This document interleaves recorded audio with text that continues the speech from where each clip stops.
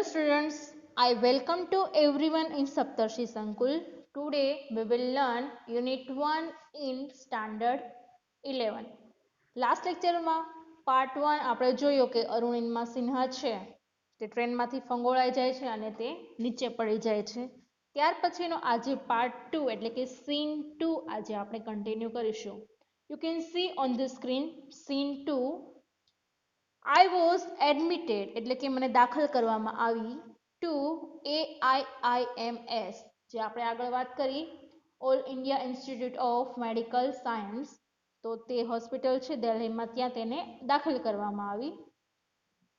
On the intervention એટલે કે દરમિયાનગીરી, હસ્તક્ષેપ કોની ઓફ ધ પીએમની હાજરીમાં મને તે દાખલ કરવામાં આવી. હવે તે વોલીબોલ પ્લેયર હતા તે બધા જાણતા જ હતા એટલે કે પીએમની સ્પેશિયલ એને હસ્તક્ષેપ મળવાના હતા. ધ યુનિયન ગવર્મેન્ટ એટલે કે જે આખો જે સંઘ હતો ગવર્મેન્ટનો would bear the entire cost of my treatment. હવે આ જે બધો જ ખર્ચો હતો તેની સારવારનો તે આ જે સંઘ સરકાર હતી તે ઉપાડવાની હતી.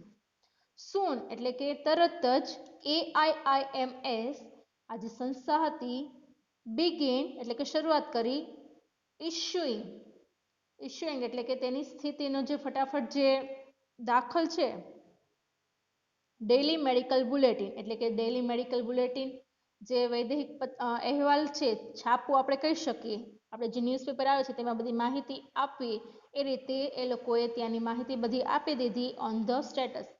તો આ બધી જ પરિસ્થિતિની ટૂંકી દૈનિક વૈદ્યકીય જે અહેવાલ છે તેની બધી માહિતી આપીને તેને રોજે રોજ બહાર પાડવાનું શરૂ કરી દીધું. એટલે બધા લોકોને ખબર પડવા લાગી કે જે અરુણિમા સિન્હા છે તેની સાથે શી ઘટના બની છે, તે કઈ હાલતમાં છે, એવું બધા જ લોકોને ખબર પડવા લાગી.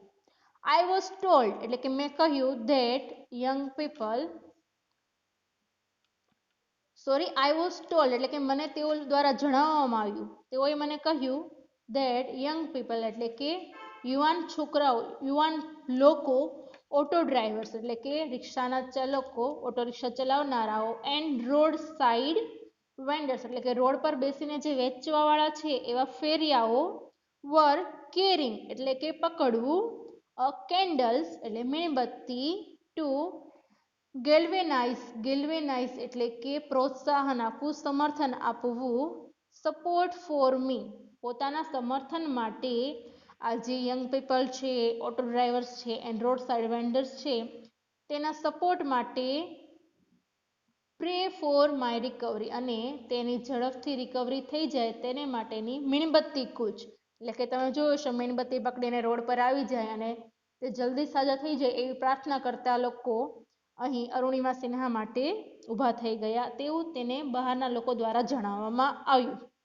With the help of the best એટલે કે તે લોકોની સૌથી શ્રેષ્ઠ એન્ડ લેટેસ્ટ ટેકનોલોજી એટલે કે આધુનિક ટેકનોલોજીથી સજ્જ એવી તે લોકોની હેલ્પ ગ્રેજ્યુઅલી એટલે કે આ રીતે જોઈએ સામાન્ય રીતે અને શ્રેષ્ઠ સારવાર તેને મળતી રહી.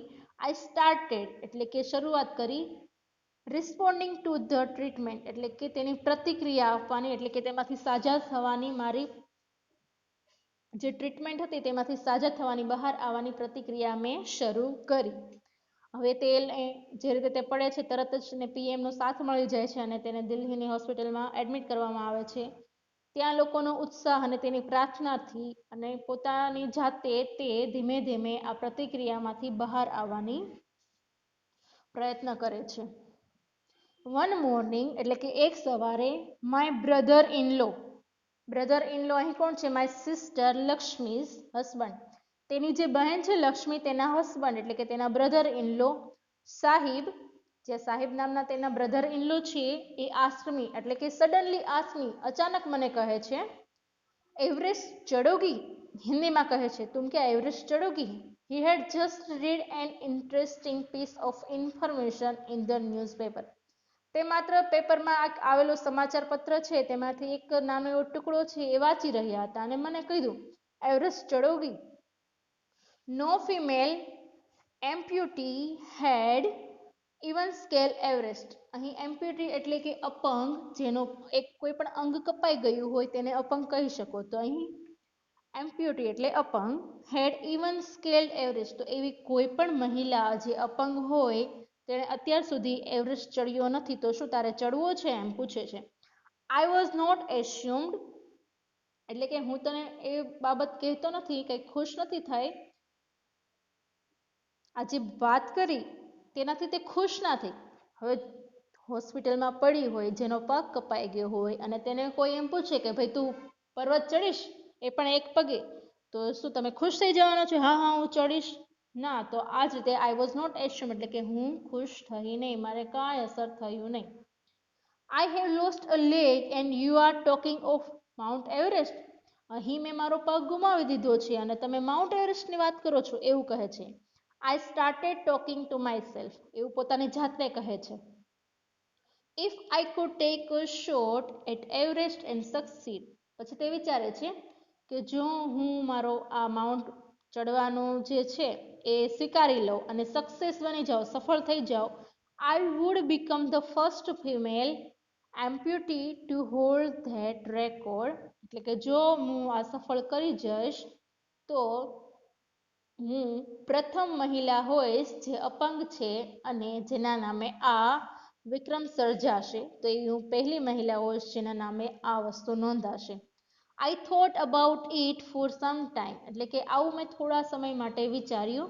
એન્ડ ધેન આઈ કન્વેડ, એટલે કે પછી મેં કહ્યું ટુ સાહિબ, કન્વેડ એટલે કે જણાવું, Sahib my willingness to take up the challenge, એટલે કે જે વિલિંગનેસ, તેનો જે રાજીપો, તેની ખુશી હતી, તેને લઈ લેવાનું, તેને જકડી લેવાનું, ઝીલી લેવાનું તેણે કહ્યું અને આ ચેલેન્જ છે તેને તેના સાહેબને કહ્યું, પેલા જે એના સિસ્ટરના હસબન્ડ હતા સાહિબ, તેને કહ્યું.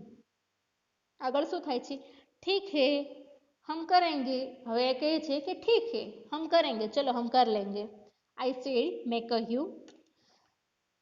આઈ નાવ હેડ સમથિંગ ટુ લુક ફોરવર્ડ, હવે મારી પાસે કંઈક અપેક્ષા હતી આગળ જવા માટેની, જીવનના એક લક્ષ્યની, અ મિશન એક લક્ષ્યની, અ ગોલ એક ધ્યેયની, અ રીઝન ટુ ડ્રીમ કંઈક સપનું જોવાનું હવે મારી પાસે કારણ હતું, તેને કારણ મળી ગયું.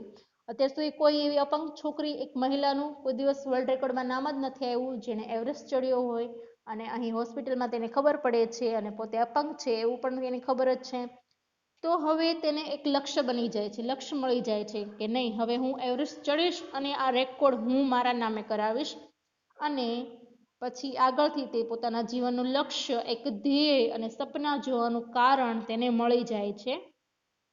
It was not going to be easy, તેને ખબર હતી આ સરળ વસ્તુ છે નહીં, આખો એવરેસ્ટ સર કરવો, ચડવો, તે એના માટે ઇઝી હતું નહીં. But throughout my life nothing had come easy, પરંતુ મારા જીવનમાં એમ પણ કંઈ વસ્તુ મને સરળતાથી મળી હતી નહીં. તો એક વસ્તુ થોડીક અઘરી કરી લઈએ, એમ પણ જીવનમાં કંઈ સરળતાથી તો બધું મળતું નથી. તે જ રીતે અરુણિમા સિન્હાને પણ બધું સરળતાથી મળ્યું નથી, તેણે ઘણા પ્રયત્નો પછી પોતાના જીવનમાં બધી વસ્તુ મેળવી હતી. તે જ રીતે આ એક નવું ધ્યેય નક્કી કરે છે. I felt like I was born again, હવે મને લાગે છે કે મારો ફરીથી જન્મ થયો. Then I started waiting for my artificial limb to arrive, ત્યાર પછી સ્ટાર્ટ એટલે કે શરૂ કરી, વેઇટિંગ ફોર રાહ જોવાની, ફોર માય આર્ટિફિશિયલ એટલે કે કૃત્રિમ, લિમ્બ ટુ અરાઇવ ખોટો પગ, કૃત્રિમ પગ આવી જાય ત્યાં સુધીની તેણે રાહ જોઈ. વેન ઇટ ફાઇનલી અરાઇવ, જ્યારે તે અંતે ખરેખર આવી ગયો, આઈ વોઝ ઓવરજોયડ એટલે કે ખૂબ જ ખુશ હતી, વધુ પડતી ખુશી હોવી, ઓવરજોય એટલે વધુ, તો ત્યારે હું ખૂબ જ ખુશ હતી, મારા ખુશીનો કોઈ પાર નહીં હતો. The artificial leg felt almost like my real leg, હવે જે આ કૃત્રિમ પગ હતો તે સેમ ટુ સેમ મારા રિયલ પગ જેવો જ દેખાઈ રહ્યો હતો. I could hardly feel the difference, એટલે કે મને ભાગ્યે જ તેમાં ક્યારેક કંઈક ભેદભાવ લાગતો, થોડું ઘણું કંઈક પેઇન થયું હોય તો ત્યારે જ એને એમ થતું કે નહીં મારો કૃત્રિમ પગ છે, બાકી તેને ખબર જ ના પડતી કે મારો કૃત્રિમ પગ છે. તમે યુટ્યુબ પર સર્ચ કરજો અરુણિમા સિન્હા, તેના વિડીયોઝ ઘણા બધા છે, ત્યાં તે ચાલતા હોય ને તેવું પણ બતાવેલા છે અમુક વિડીયોમાં, તો તમે જોશો તો તમને લાગશે જ નહીં કે તે કૃત્રિમ પગ સાથે અપંગ છે અને ખોટો પગ લગાવ્યો છે ને ચાલે છે. તો એક વસ્તુ નોટ કરજો, તમે જોજો આજે. આઈ could hardly feel the difference, એટલે કે મને ક્યારેક જ ખબર પડતી કે આ અલગ છે. I had started falling in love with this stranger, એટલે કે હવે મને તે વસ્તુ ગમવા લાગી હતી. ખોટા પગ સાથે ચાલવાની મારી ટેવ પડી ગઈ હતી, એટલે મને તે ગમવા લાગી. ફોલિંગ ઇન લવ એટલે કે મને તે ગમવા લાગ્યું હતું. ધીસ સ્ટ્રેન્જર એટલે કે આ અજાણી વસ્તુ છે મારા જીવનની, અજાણ્યો પગ છે તે મને હવે ગમવા લાગ્યું હતું, તેના મને લગાવ થઈ ગયો હતો. whom I was wedded for my life. વેડ એટલે કે પરણવું થાય, પરંતુ અહીં હું મારા લાઈફની આ વસ્તુ સાથે, અજાણી વસ્તુ સાથે હવે જોડાઈ ગયો હોય તેવું મને લાગતું હતું. I had set my eyes on a mountain, એટલે કે હવે મેં મારું લક્ષ્ય બનાવી દીધું હતું કે માઉન્ટેન, પર્વતને ચડવાનું. And I needed to prepare my self with the help of the stranger, અને આ અજાણી વસ્તુ સાથે મેં મારા જીવનનું લક્ષ્ય તૈયાર કરવાનું, મારી જાતે બનાવવાનું મેં હવે નક્કી કરી લીધું હતું, તૈયાર કરી લીધું હતું. તો આપણે સીન 1 અને સીનમાં જોયું કે જે રીતે તે પડે છે ત્યાર પછી તેને ખોટો પગ મળે છે, અને ત્યાર પછી એવરેસ્ટ ચડવાની વાત આવે છે અને તે સ્વીકાર કરી લે છે અને પોતાનું લક્ષ્ય બનાવીને આગળ ચાલવાનો પ્રયત્ન કરે છે. તો આટલે સુધી આપણે સીન 2માં કમ્પ્લીટ કર્યું. નેક્સ્ટ સીન 3 નેક્સ્ટ પાર્ટમાં જોઈશું.